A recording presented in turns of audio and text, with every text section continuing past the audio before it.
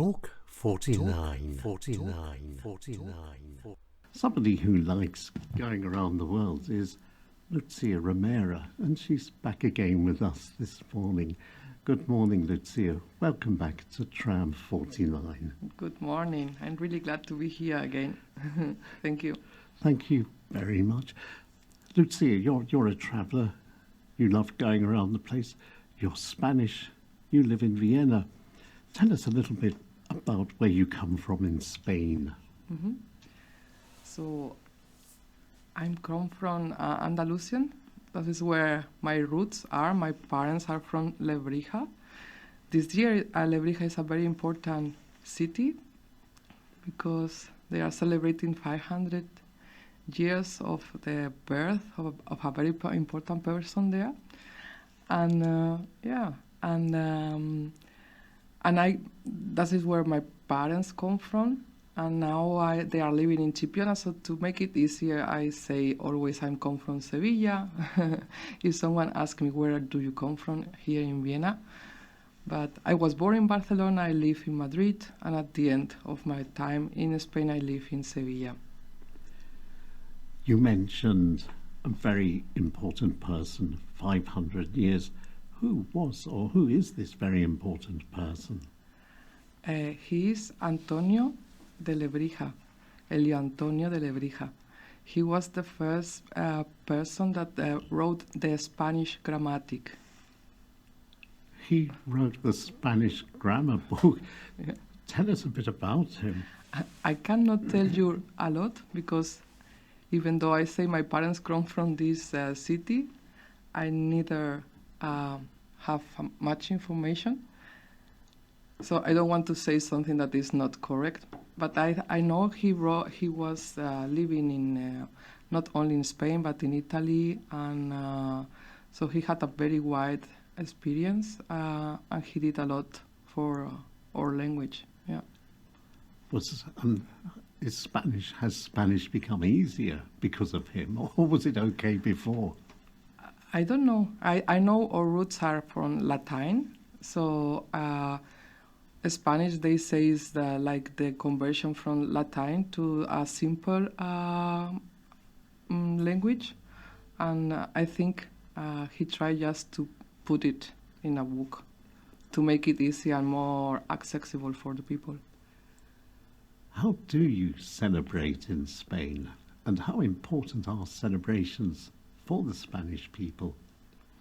They are really important. So it depends of the year. But for example, now I was in Christmas time there. The first days of Christmas we celebrated together with the family.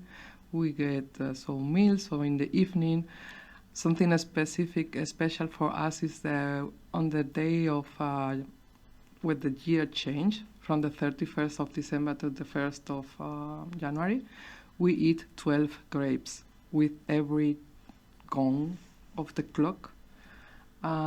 So everybody in Spain do that. It's amazing. So everybody takes 12 grapes in the family and eat it together to celebrate the new year. And this is amazing. Yeah. So everybody in Spain eats 12 grapes when the year changes, more or less. Each gong of the clock, bong, eat a grape, and so on. Yeah. And it means every month, every grape is a month, so 12 months also. So you have also to think what you want to have next year. And this year for me was really special. I have my nephew with me for this celebration. He's 4 years old. And it was the first time he did it. And it was so amazing to give him this gift, this tradition, to explain him how he has to do it. And he said at the end, but my month is full. I cannot because you have to do it so quick. I give him the smallest one, but even though, so you have to, every gong, you take one, and it's really special. And then you celebrate. You just hug your family and say Happy New Year. Yeah. How really, really interesting. How is Christmas celebrated in Spain when I'm thinking of you? What's your nephew's name? Adrian. Adrian. Mm-hmm. Does the Christkind come in Spain? No, we don't have it. For us, now Santa Claus is coming to town because of this tradition is coming now. But our tradition is the Three Kings. So we celebrate it on the evening of the 5th of January.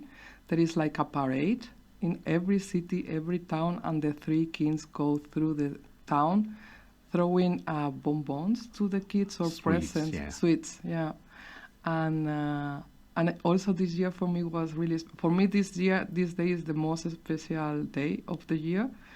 And also again, to be with my nephew and explaining what is it. And we went to every king personally to speak with them and to say, hey, I was a good boy this year, he said to them. And it's also nice to give this gift back. So what happens on the 24th, 25th of December? On the 24th, we have like a dinner together with the family. All together. If you have a big family, then it's like you meet there all together. On the 25th is a meal. So in the midday, we have also. So in Spain, everything is most often related with something to eat. In Spain, everything's related to something to eat. It's very hot where you live, I think, in Andalusia. Yes, it is. So now in December, it was like 16 degrees, 18 degrees.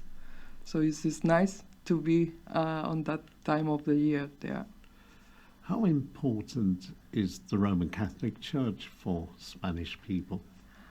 I think it's like a tradition. I think it's just now in our roots. If you ask me, I think it's not that important as it was before. But it's on our tradition, so we keep them like it is, but the people don't go to the church so usually as it was before. Okay, but the Mother of Christ is very important. Is she the most important person? Maria?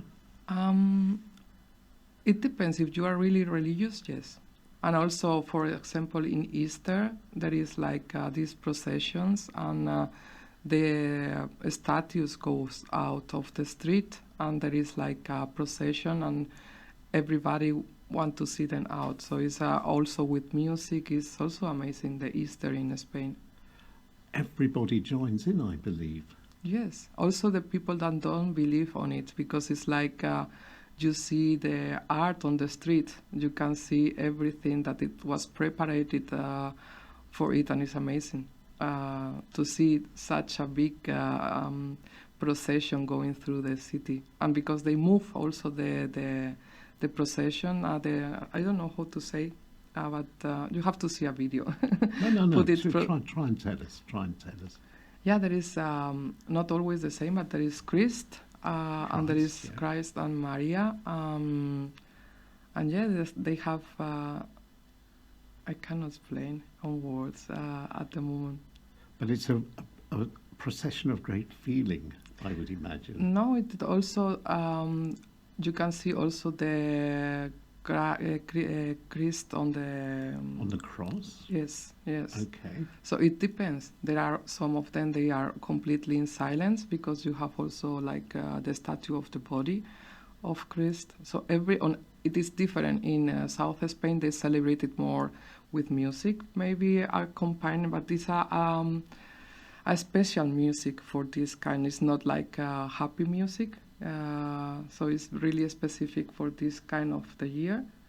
And also in the north of Spain is completely different, the Easter. So every city, every town is different. In the south of Andalusia, where you grew up, is that correct? Where is that, north or south? South. And it's very, very hot there. Mm-hmm. Yes. And that's where all the olive trees grow. Yes. I think, tell us about olive trees, because they're special for you. Yes. I have now with my parents, we decide to keep a place of in Spain, in Lebrija, where I told you they were born. There is we have some olives trees there, and now we are happy because we get some production. We are having this opportunity to pick our oil, or olive oils, or olives. Olive oil. Yeah, so we pick it personally. I like it to do it. I did it last October, and it was amazing. So the way we pick the olives is like you take the how do you say The tree. the tree, but the The branches. yeah, and you just take it softly, and you like in English you say milk. You milk. Milk. You milk. You milk the tree, You and it's milk the amazing. tree. Yeah, this is the word we use in Spain to milk a tree. If you do this, and it's really like mindfulness that now is in a trend, but it's really so you just focus on doing that, and it's also with a night atmosphere around. So we did that, and then on the next day we get to press the oil directly, so it's really fresh, and it's amazing. I was with my dad this time too, and we wait till the olive oil come through to the process with a stick of bread to taste it as soon as it goes out, and it was amazing this year.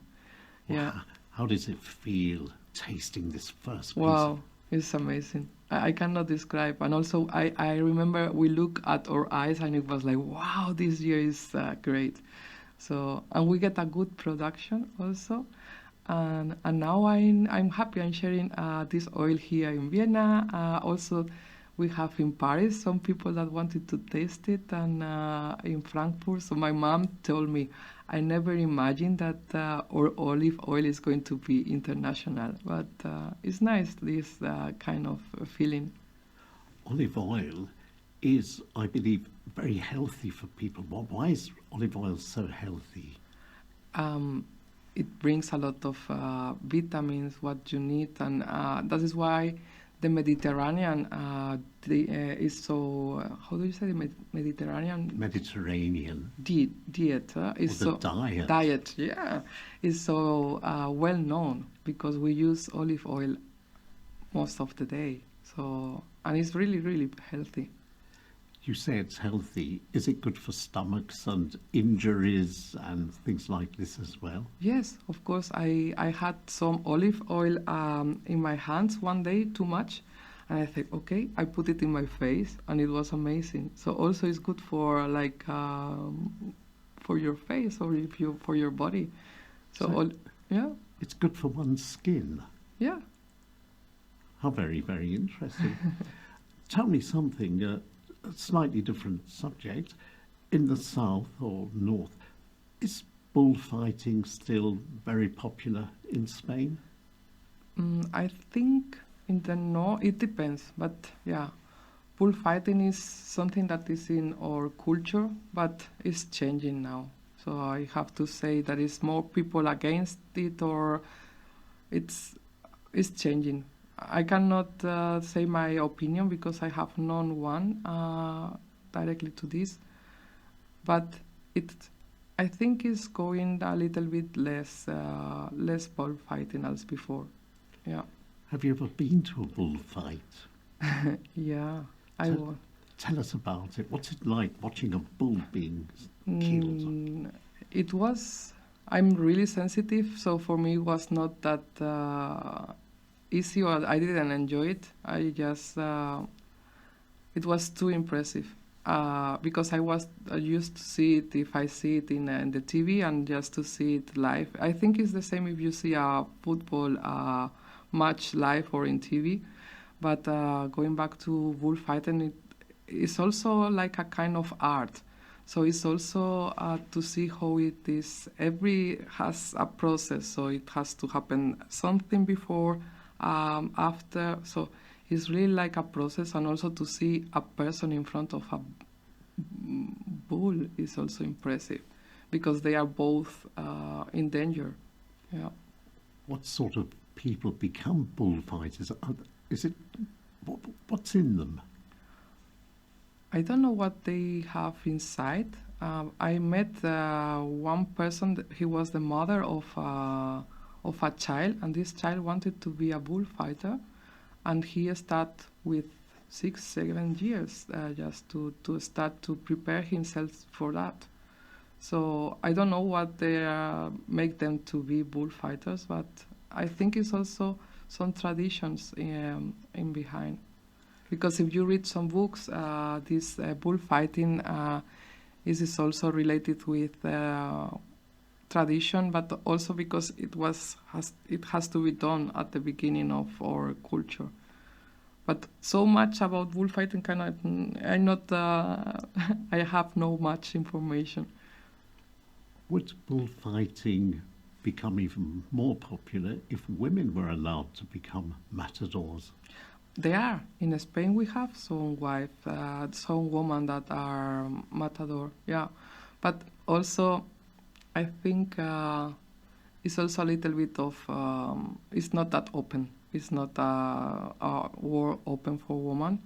So I remember she's not more active, but I remember it was not easy for her to be a bullfighter in. A bullfighter in. Matadors are great personalities in Spain. They're national heroes almost. Wouldn't it be a shame if bullfighting was to disappear completely? I think I don't. As I say again, I see that as a tradition. If I see that as a tradition, I think it's a pity that this disappear. On the other hand, I understand that there are people that don't want to see this like it is, like someone is killing a bull. If you see with these eyes, so it depends. With the eyes, you see something, you get it back. This information to you. You said you lived in Barcelona. Mm-hmm. Tell us a little bit about this wonderful church there. I live in Barcelona, but I was just a child, so 1 year old I was there. But the Sagrada Familia is amazing. It's amazing to see this. I was also inside, and it's amazing that someone with his mind creates such a thing. Is incredible. I sometimes see Gaudí like Hundertwasser here. So Hundertwasser in Vienna, he make also different things as expected, and I really like them both. You like them both because colour is such an important point of their work. Colours, Farben. Oh, I don't understand this word. Maybe because of the colours. The colors. The colors. Yes, of course. Yeah. I love colors. Yeah, you are right. And they are both really colorful. Yeah. Colourful people. Another colourful tradition in Spain, maybe just a very quick word, is the Spanish royal family. How popular are they? They are popular. I tried to see them. They came last week. Salvador Dali. Dali, yes. I tried to see them just because of that, and I missed to meet them in person because I chose to go to Belvedere, and they just came with the car. But before they were in Albertina, but not in the square, and they were with the people.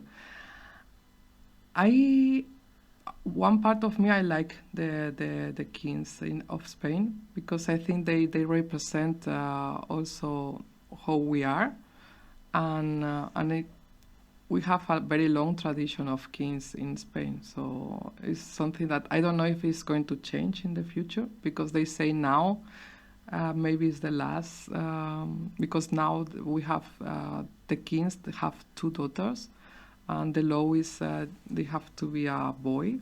So let's see if they change something or not in the future. But in Spain, the royal family is important. I don't know if in the same level as in England, the royal family in England, but they are really, really important, yeah. The royal family in England, actually, it's the royal family in the world, isn't it? Yeah. Spanish art, very, very quickly, Maria. The greatest of all is Picasso. How do people in Spain feel about Picasso? I think Picasso is very well known because of Guernica. Yeah. what the people in Spain think about it. I think in Spain you don't. It's different. So the value you give to something that you have at home is different. So I cannot say if the people in Spain really like Picasso. They have that in a high level, but we appreciate everyone that is important. So also Salvador Dali or others that are well known outside our country. How many Picasso pictures have you got on your wall in your little flat in Vienna? No, I have no pictures or no. I just keep it as simple as possible to don't have so much on it. Yeah.